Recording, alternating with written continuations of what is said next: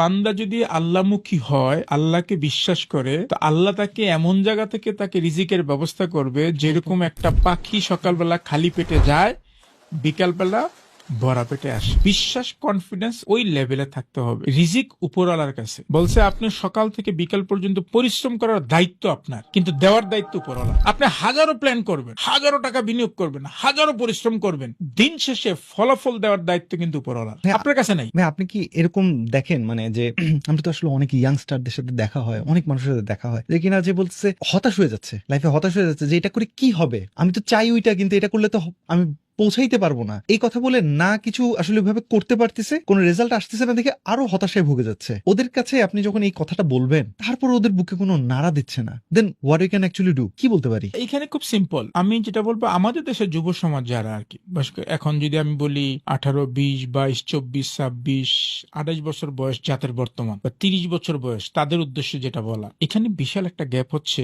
ওই যে একই জিনিস, মেন্টরশিপ নাই। ও যখন হতাশ হয়ে যাচ্ছে, ওর থেকে বোঝানোর মতো নাই। এখন প্রশ্ন হচ্ছে, ওর পিছন থেকে যদি আমার মার মতো কেউ ওরা গাইডলাইন দেয়, বাবা লাইফে বড় হইতে গেলে আগে হতাশ হইতে হয়। যেমন আমি খুব ভালো একটা কোট করি, লাইফে যদি কখনো ব্যবসা শুরু করে কেউ প্রফিট করে, সে কোনোদিন বড় ব্যবসায়ী হতে পারবে না। নোট এগেইন, আই রিপিট, যারা শুনছে বা দেখছে, ব্যবসা শুরু করছেন, প্রথম বছরে আপনি লাভবান হয়েছেন, লস করেন নাই, হতাশ হন নাই, ফেল করেন নাই, আপনি বেশি দিন ব্যবসায়ী